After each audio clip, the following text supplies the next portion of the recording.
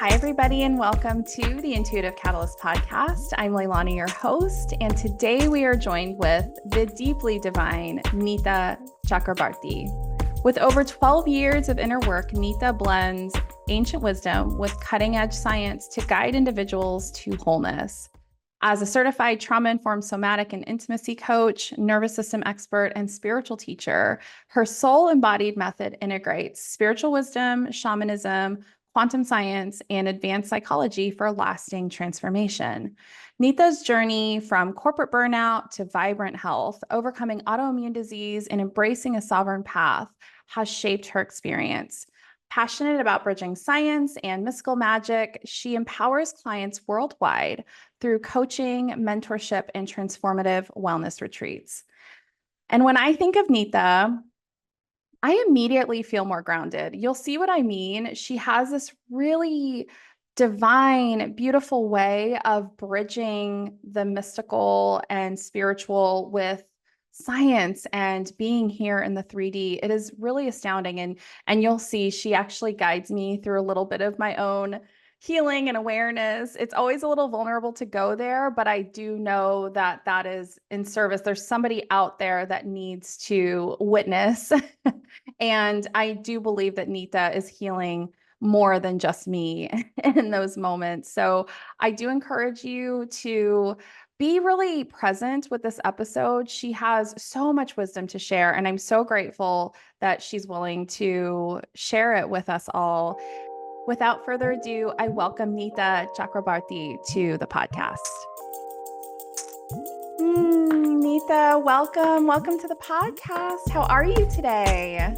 Thank you, Leilani. Thank you so much for having me. I am beautiful. How are you doing? You are beautiful. I haven't shut up about how beautiful Nita is since she got on the call. And by the way, so are you. We're just two beautiful goddesses on this call right now. I love this already. Let's go. Let's fucking go. Nita, I am so grateful you're here. Let's get all the way. We're just going to start. Let's just get started. The first question that I ask everybody is, who are you? What is your big work in the world? And how do you source from your intuition to do that work? Who am I? How do I even answer that? I play a lot of different roles in this world, but I am at my core a human being, you know, a spiritual being having the most human experience, and I embrace my humanness and all through this process. And one of the main thing I say is like being human is the most spiritual thing you can do. That is what is. Okay, So, we are going to have to talk about that. We're going to have to talk about that.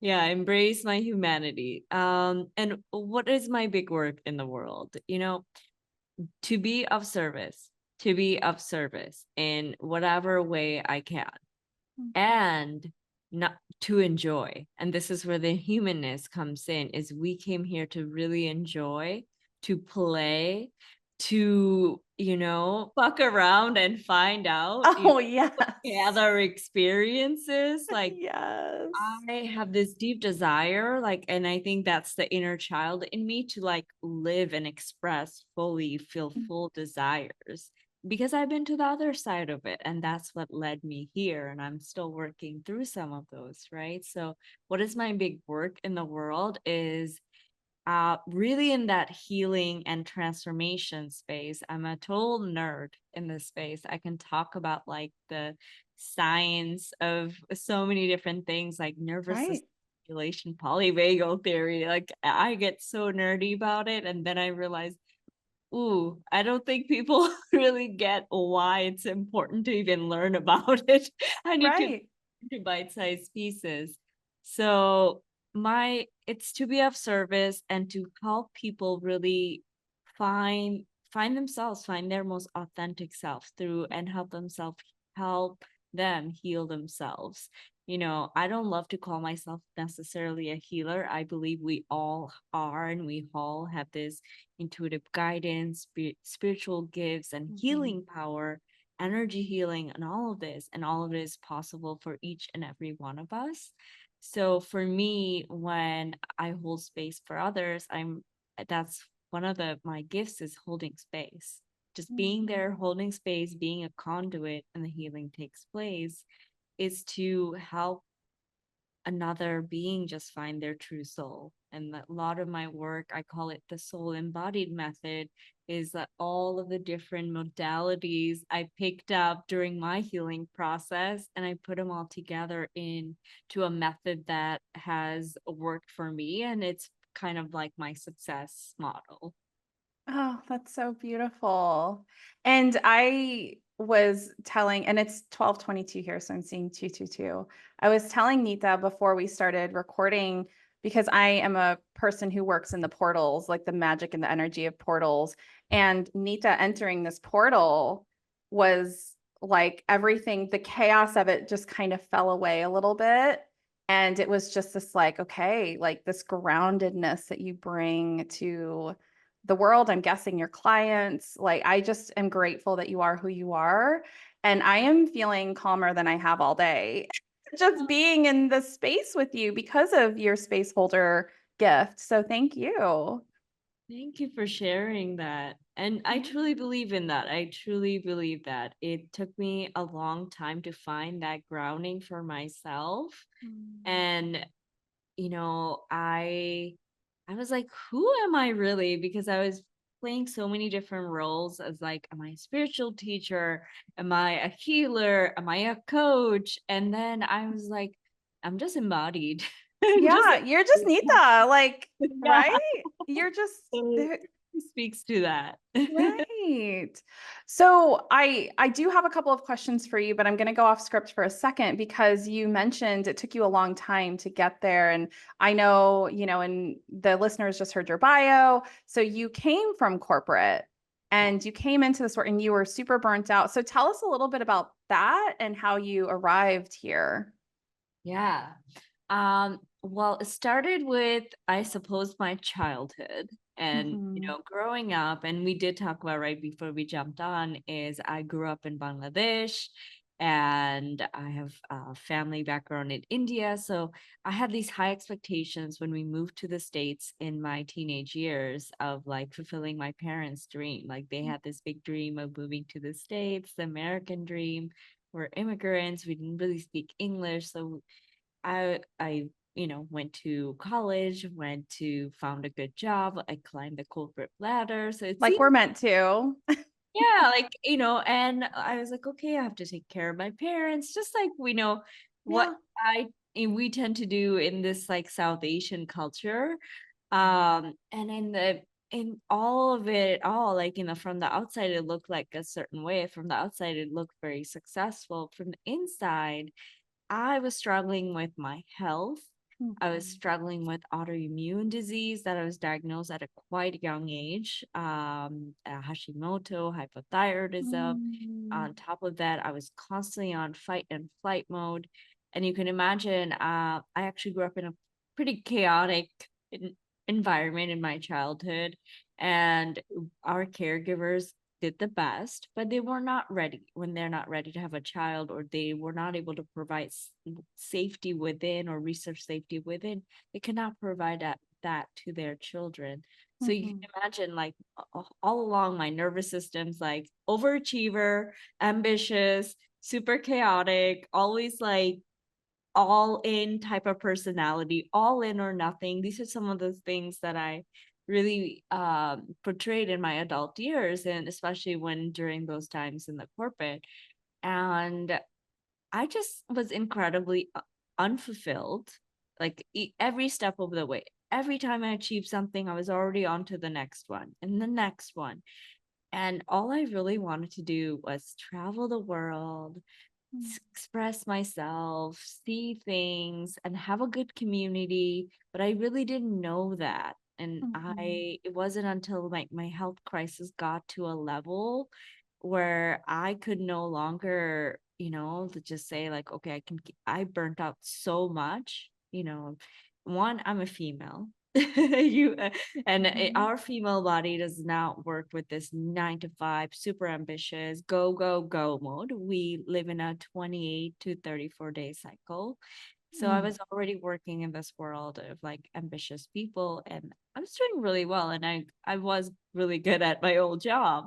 Just didn't fulfill me, and it didn't work with my body. Yeah. So I took a sabbatical. I traveled all around the world, and that opened me up to, I wasn't always sort of spiritual, but like not to the level it woke me up to. I finally started connecting, especially I went to Europe. I met a lot of different healers. Then I went to South Asia, especially like in the Himalayas, India. Like I connected back to my ancestors and connected back to my roots. And there's something to be said about that. Like it gave me a different level of power and this intuition. I started getting into things like yoga and astrology on a different level, like learning the philosophy, learning Ayurveda, and all of these different modalities, like just opened me up. And then what happened was I came back to my old job and I came back to my old environment. How was And that? well, initially I was like, I was a different person. So you can imagine, like, there was so much resistance. And then slowly, instead of, and this isn't judging, but instead of like seeing like, okay, what I can take from all these different things I learned and implementing and integrating and evolving, I was regressing back to my old self, drinking after work, going to happy hours, trying to please the partners and the client. And I'm going back to the old habit, right? Going back to my old patterns of being super ambitious and, like trying to do everything all at once. Mm. So you can imagine that it did not play out well. And now I could have done it a different way for me at that moment. And I'm sure like when you're really connected and you're meant to have a different path, the house will burn down if you're not supposed to live in that house. Right? I've had so many houses burned down metaphorically. It's like the house stays burnt. Yeah, Just like you could try to live there, and it's not, the little yeah. signs, if you don't pick it up, the house will burn itself to the You're ground. like you got a glass of water. You're like trying to So that's what yeah. happened. I burnt out again, and I just said, this is enough. I'm done. This is to the So level you of left your corporate job that's completely. my corporate job. And then I traveled again, and I just said, I'm going to jump into the unknown. And Yeah. so that was back in officially 2017, 2018, that I just like started a whole different path and, integrating what I was learning. And that just started a whole different path. And that's how I got here today. It's like that's I started a different level of awakening, different level of healing.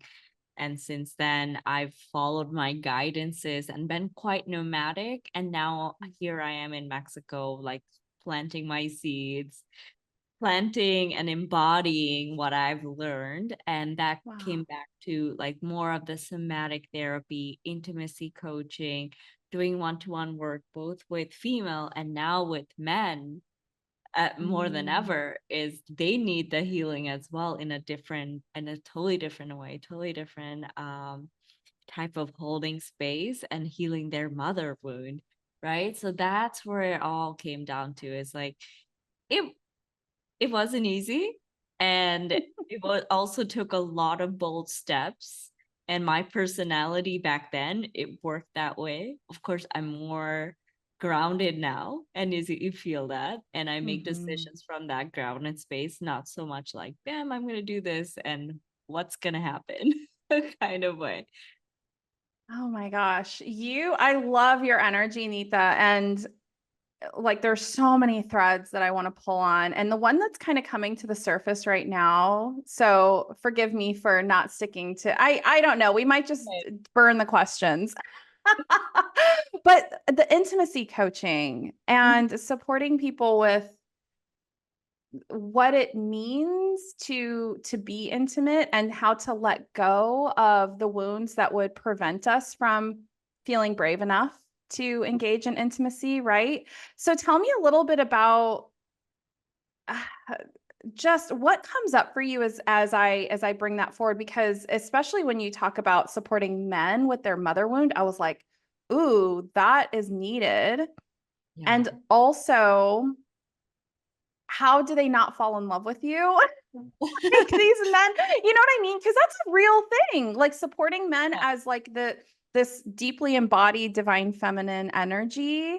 There's also, isn't there also a little bit of like, okay, that you're helping them heal their mother wound, and then they're seeing you as mother potentially, right? Like they're like there's just so much complexity. So tell me a little bit about that work and just what comes through you as the listeners are here witnessing Mhm. this modality that you offer.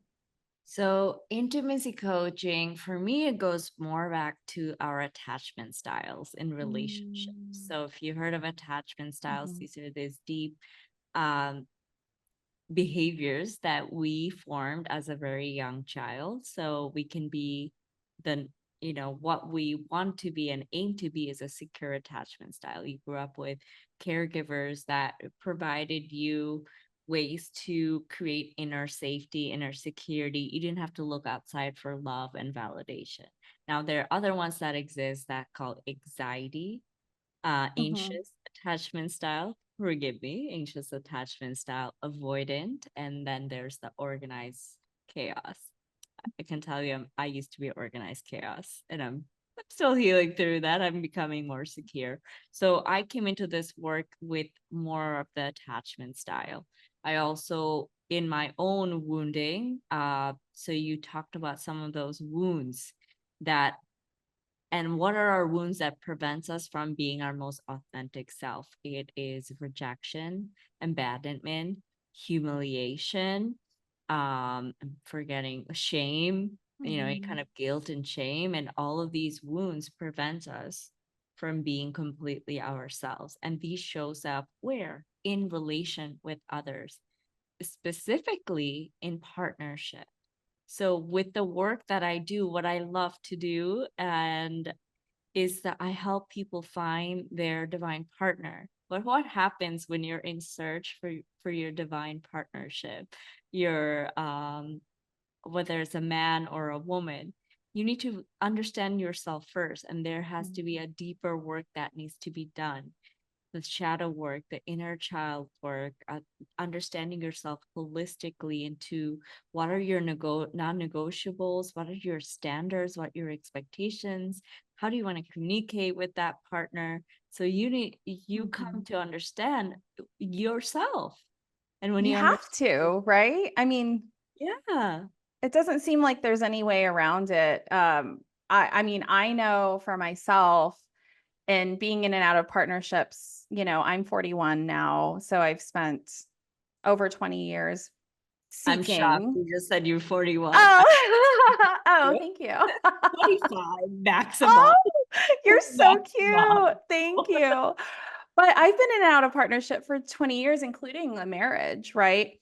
And Yeah. when I think about who I was, because of the way that my astrology is kind of set up, a lot of my learning comes from my partnerships.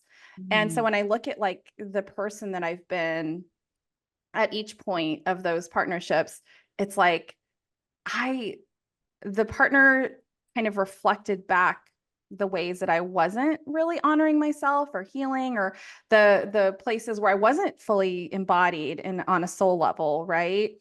And I'm getting closer and closer and closer. And then also it's such a fascinating experience to say, okay, well, if I truly want a partner who is my divine match, then I must be intimately familiar with myself. I have to clear away the woundedness and I call them like the competing molecules, the traffic jams, the places in our bodies that are keeping us from letting that divinity flow really naturally. And and that is such hard work, Nita. So the fact that you are like, no, this is who I am, this is the work that I do, it's so important. And also, you have to know yourself really well, right? To be able to reflect that back. So tell me how does your intuition play into this work? Like how does that flow? Yeah, tell me. Deeply. I mean, I have a lot of intuitive and psychic gifts as well. So this work is like, it's not a cookie cutter. Of course, I sell it more as a scientific, sell it more of a methodological way, because the work people that I work with, they're coming more from corporate world. They're coming more from Yeah. corporate burnt out. Maybe they They have, need the science, right? Like they kind of yeah. need that research based. Yeah. And even I need that science. Even Mhm. I do. So, I also dipped into this world. Like I have all these abilities, and even I go back to and step back and say, well, how do I put it down into bite-sized and digestible pieces for someone like Mm. me, the old self me, to understand? Mm. So, they can really say, oh, this method works. This actually works. There's so much science behind it. How could it not work for me? Right. Right. When you're on this path and you tend to be very hyper vigilant or discerning, and as you should be, and you may have gone to a lot of different types of healers and coaches and all the kinds of things, you want someone who really believes in what they do, and you want to also understand, like, how would that work for you? So that's why Mm. all of this comes into play. And my intuition, I mean, to be honest, those are my biggest gifts. Like, there's Mm. something to be said about, like, I have all of the tools to fall back into and techniques to fall back into, but when you come into you and my space, because you're quite powerful too, it's like we're channeling, we're the conduits, and the healing is taking place because that person, our clients and whoever comes through, is like, they're so willing to change.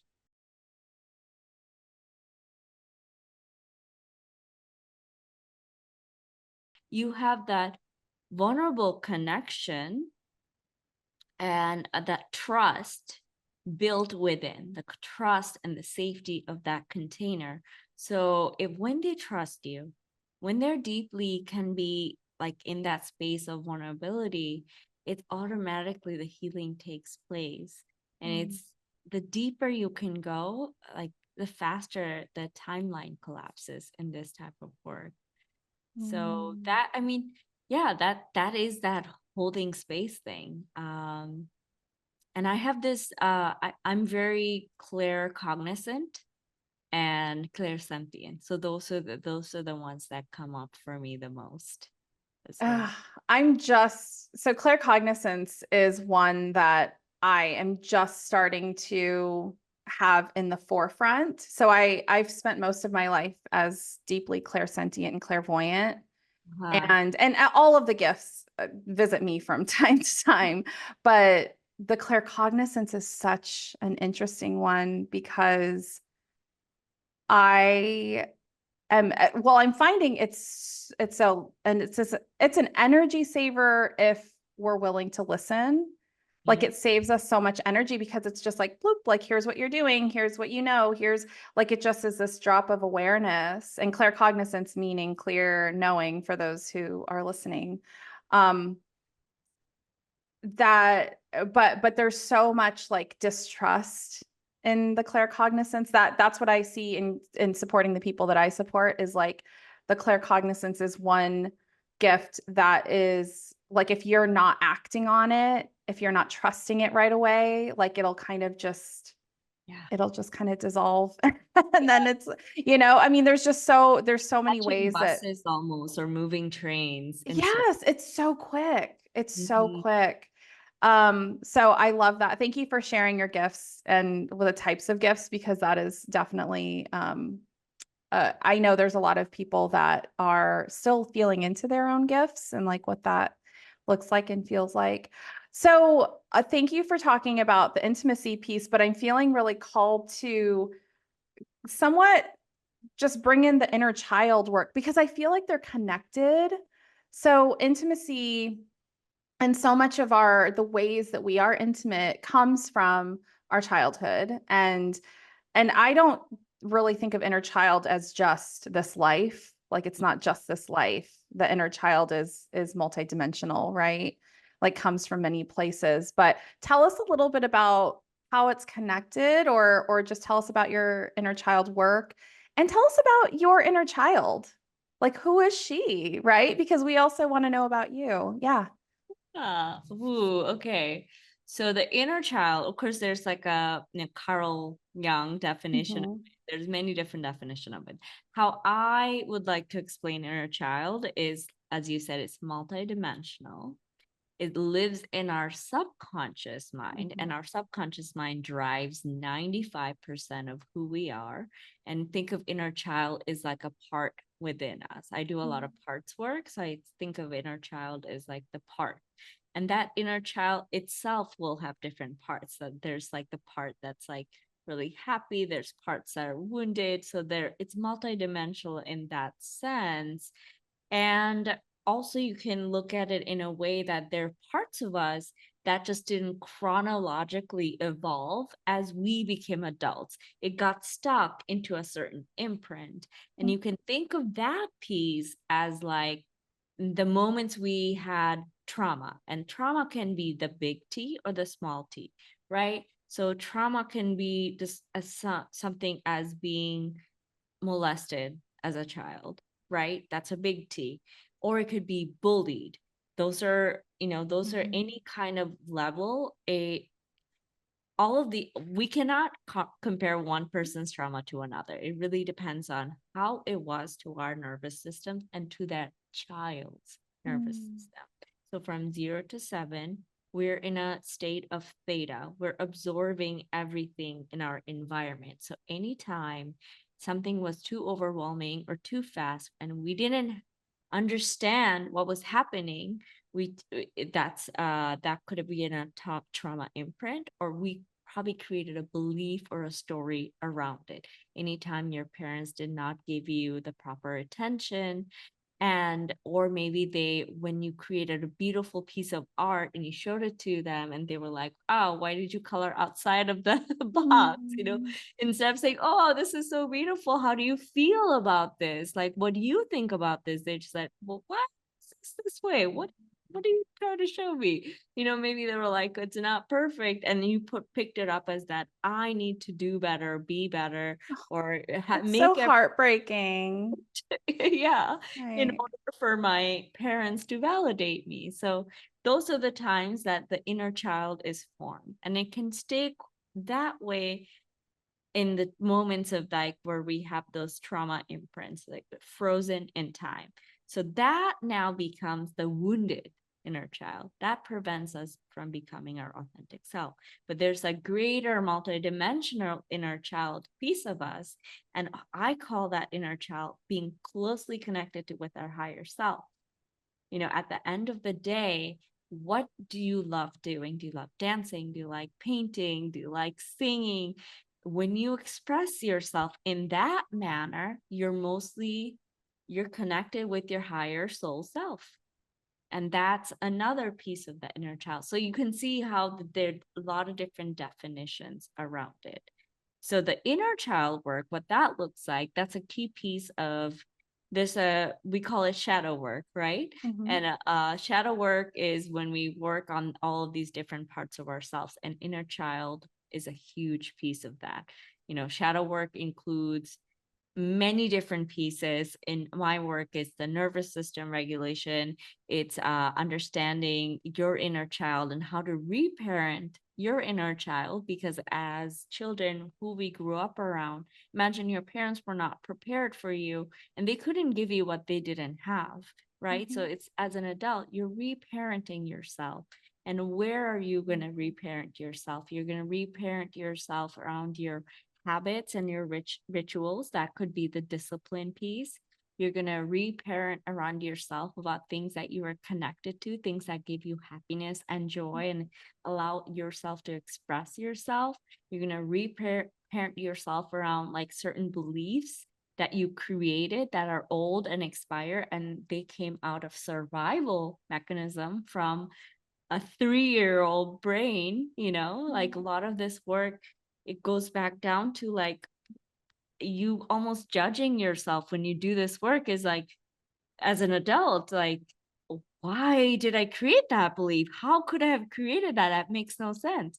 Of course, it doesn't make sense. It came from a very young child's mind, and they just, created that belief because they needed love, connection and validation, and they were not getting it, and they would do anything to receive that. So a lot of our people pleasing behaviors in the nervous system regulation world, we call it fawning. This people pleasing behavior, when we're detrimental to ourselves just to please our partners, please our bosses, and to meet those deadlines, and we're detrimental to our health and self-care, those come around. And as an adult, as you're reparenting yourself, self-care is hugely important.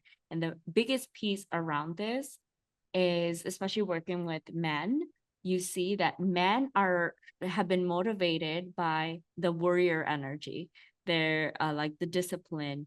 They're like being hard on themselves. And when they're doing the inner child work, when they're doing the attachment and the wounding around the mother, it really comes down to having a greater sense of self-compassion and love and unconditional love.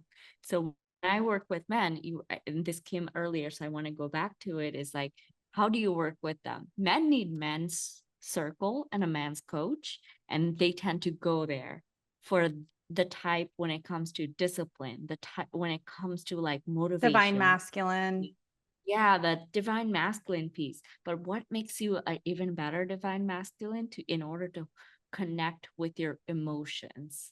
Emotional processing is a huge piece of this work as well, as you're reparenting yourself. What we were not able to emotionally regulate ourselves as a child. And that was because it wasn't taught to us based on the nervous system of the people we grew up with and how they were processing their emotions, or whether they were even connected with their emotions. Right. That's what we picked up, right? So this is the type of work we go into it with men and women, of course, to energetically balance out their masculine and the feminine. And a lot of men think when you go into the feminine, when you go into become more emotionally connected, you become a feminine man. Actually, that is quite the contrary. They become more of a space holder. What is the masculine energy? Like the provider, the protector, the warrior, like hold space in a greater way, right? They provide that safety. And as feminine, as females, we also need to anchor in our own safety and connect with our masculine. And same goes for the masculine. Not only they need to connect greater with their divine masculine piece, they also have to anchor into their feminine and go into the unknown, the unconscious. So the shadow work, the inner child work is going into that unconscious realm. I keep hearing the word balance. Wait, what was that? I'm going to pause here to make sure I'm going in the right direction and answering all your questions. Oh yeah, no, it's beautiful that as I was listening to you talk about the divine feminine, divine masculine, thank you for that, because we haven't talked a lot about that on the podcast. And I know that that's really valuable for our listeners. And so what I was hearing was balance, like there's balance required. And I am feeling into this myself also, and feel free to share your own stories around this.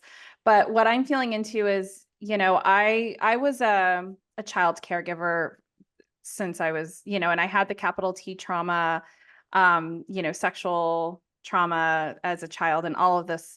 And like, I got really, really good at the masculine parts of my experience because I had to make sure everyone was on time. I had to make sure the dishes and everyone was fed. I was like very structured.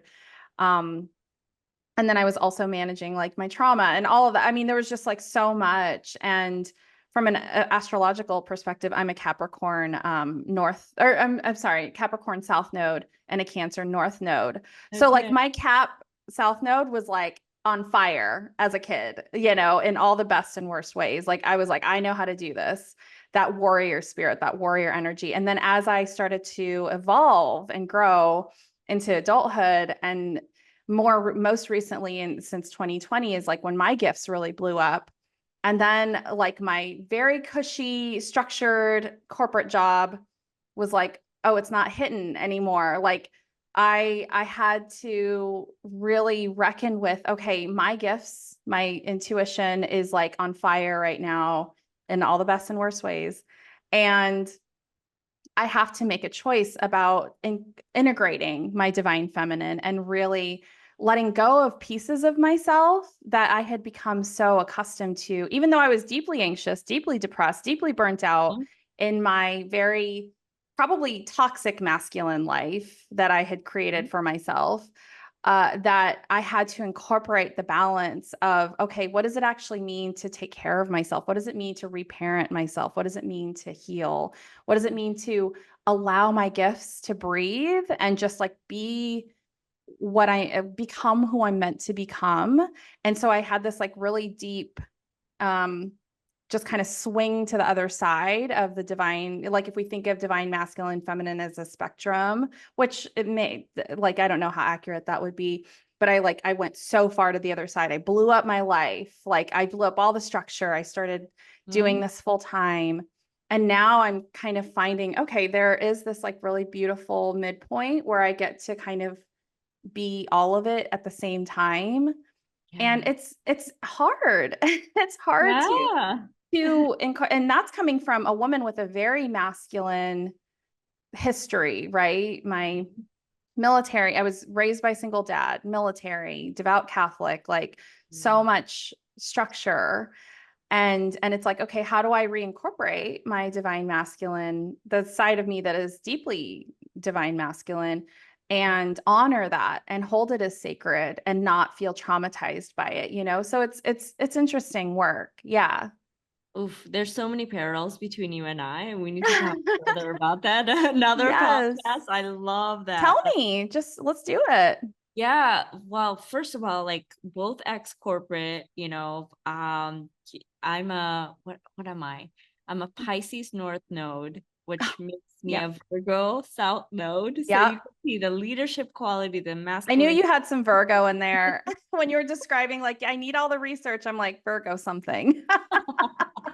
Yeah, and Yeah. the sexual abuse piece deeply connect with that. Mm. And that's like oof. And I've been attracting more and more in my, even when I was in the corporate world, a lot of women were coming to me. And I was no therapist back then, but I was somehow everyone's therapist, just Mhm. opening up about these pieces, right?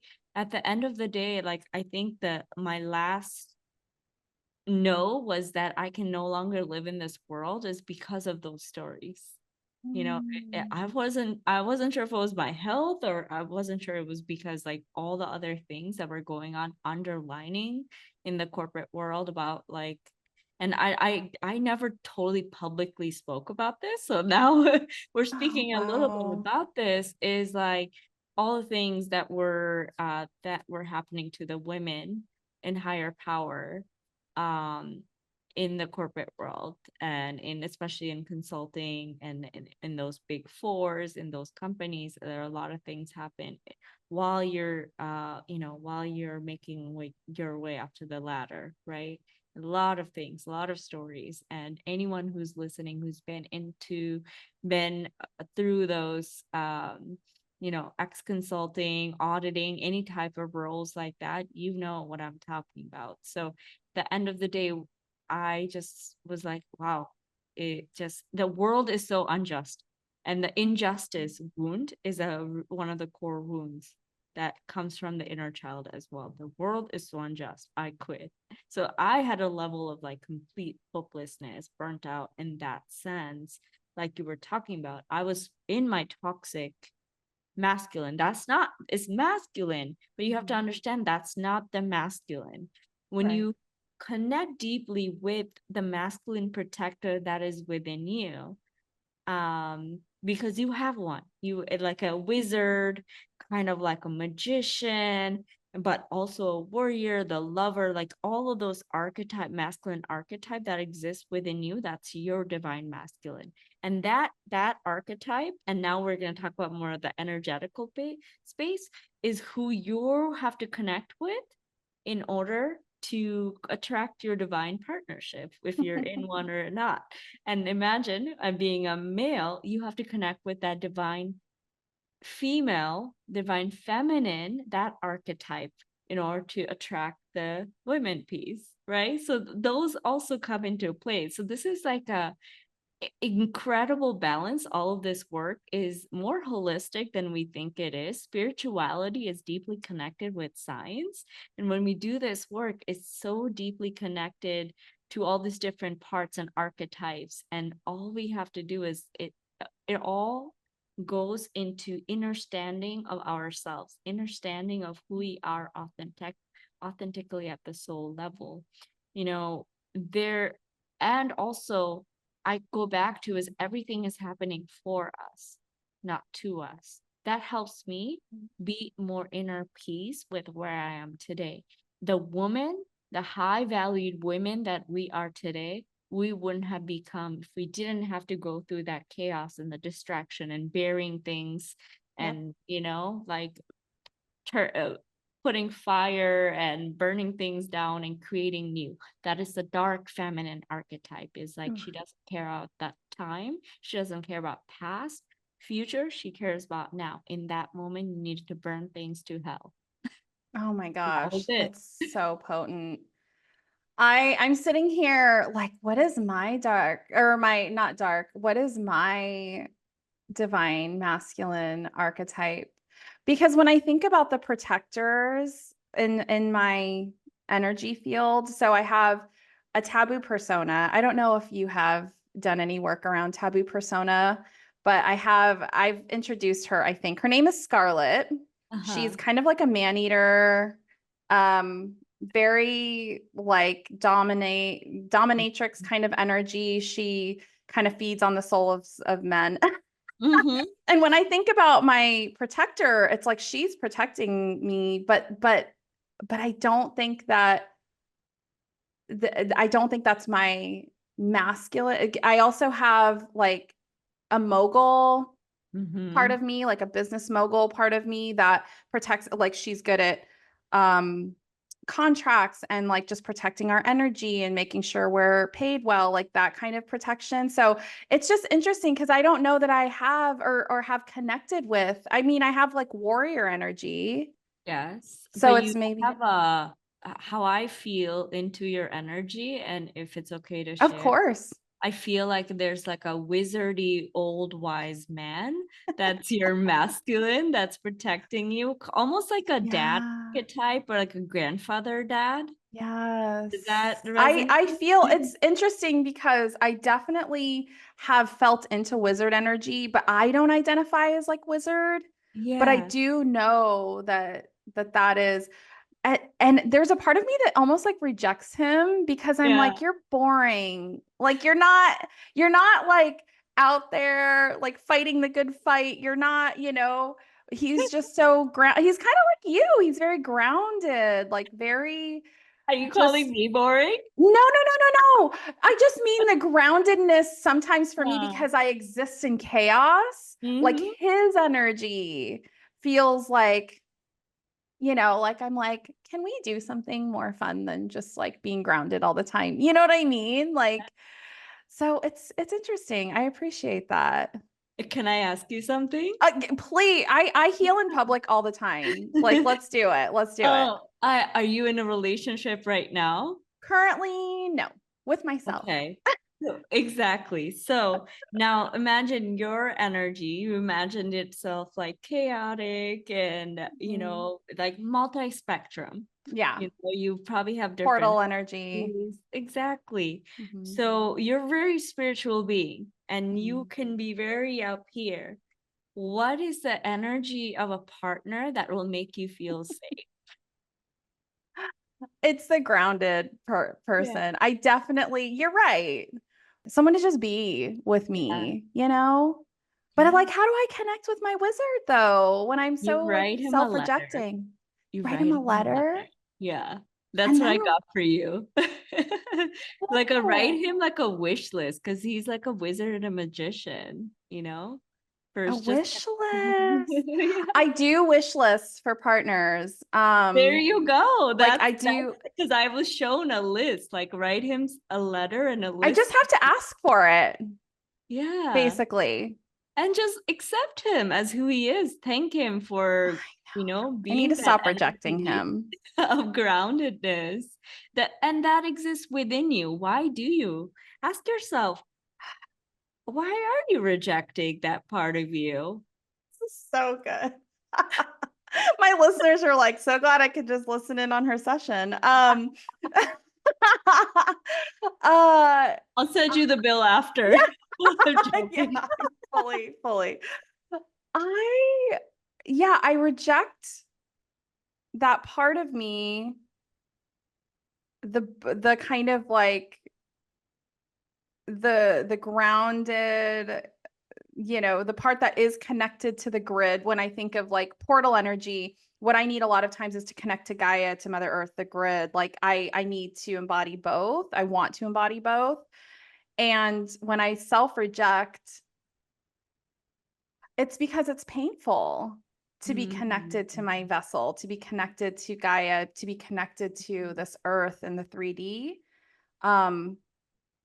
It's painful to be that grounded. It has been. They're saying it has been. My guides are saying it has been painful to be so grounded because when I was in my trauma, especially in this life, my early childhood trauma, I had to disassociate. I had to eject. I had to be in the ether. Like I have images all the time. I'm shown images that God, source, the universe would just lift me out of that space. It makes me so like teary because God, source, the universe is like, you don't have to be here for this. Yes.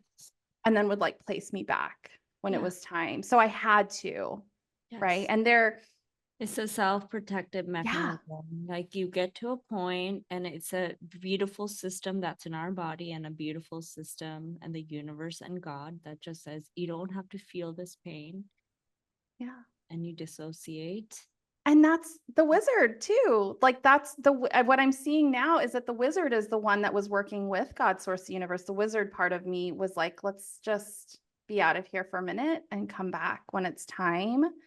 Yeah. And because I mean, it's not a surprise that trauma survivors like have these broken memories, right? Because it's required in order for us to survive.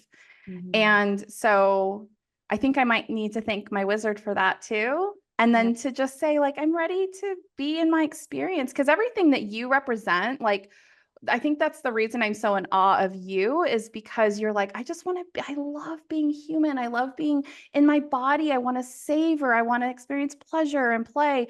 And I'm like, I want those things. I want that And too. know that I'm You know? still working through that. Like I Yeah. dissociated as a child, right? So we Yeah. have similar childhood in that sense.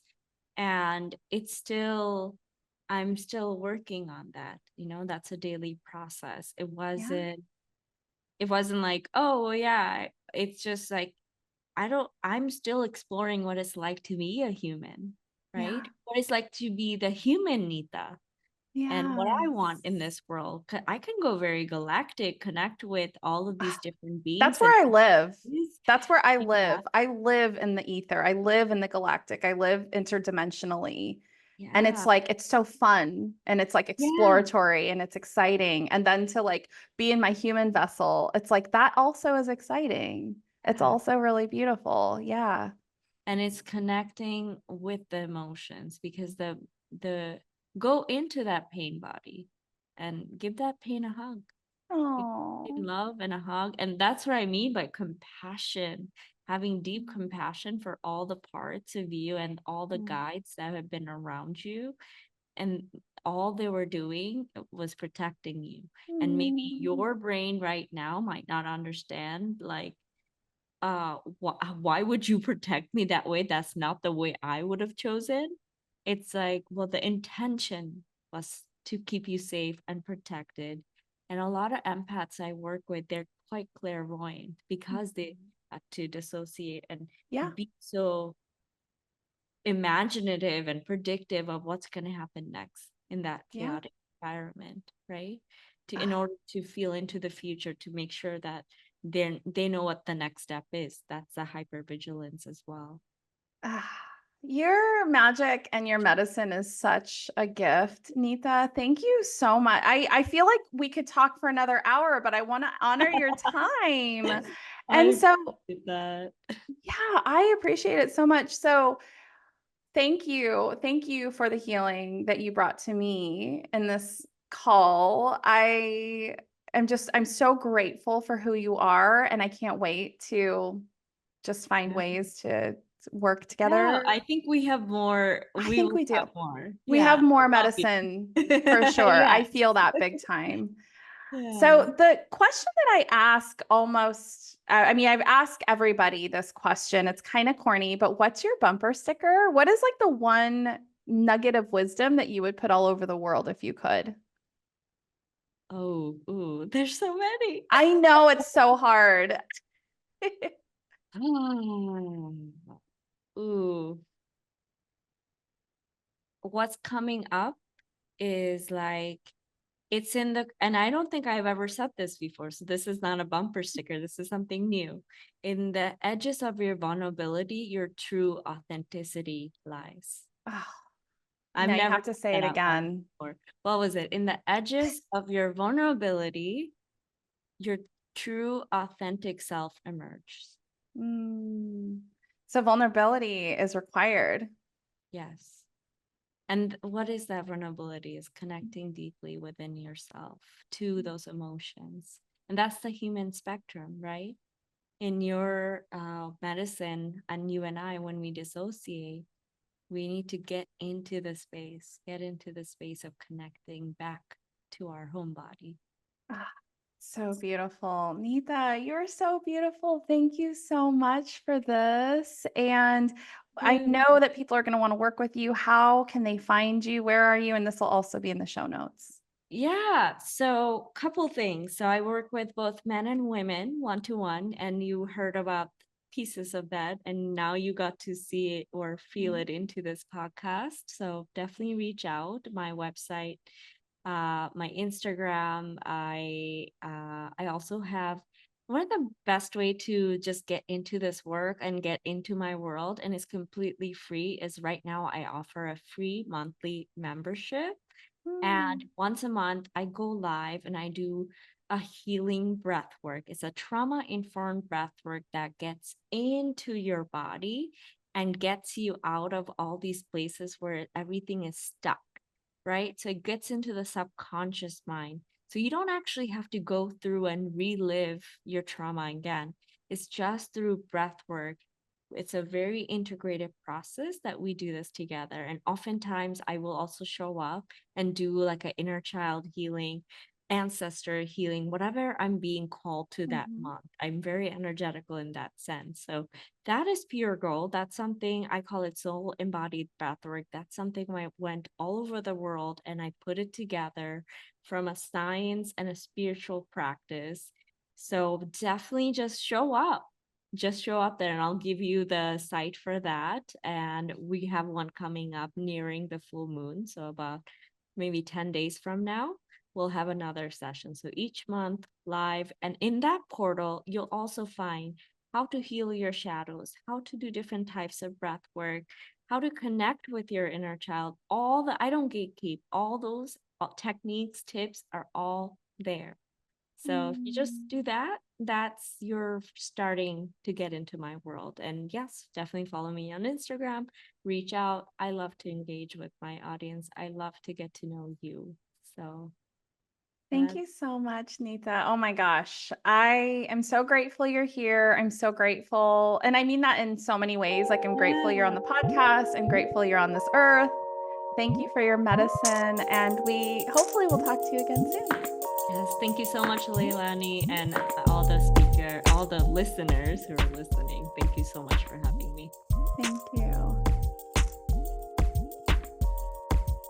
Oh, friends, thank you so much for being a part of this conversation today with Nita. I am still in awe of her energy and her spirit. I think the biggest takeaways that I have is just really feeling into this masculine archetype. Obviously, Nita guided me through some really potent moments and healing. And I hope that that also supported you in some way. I hope that you find the places within yourself that are activated by Nita's medicine, even just being on this podcast.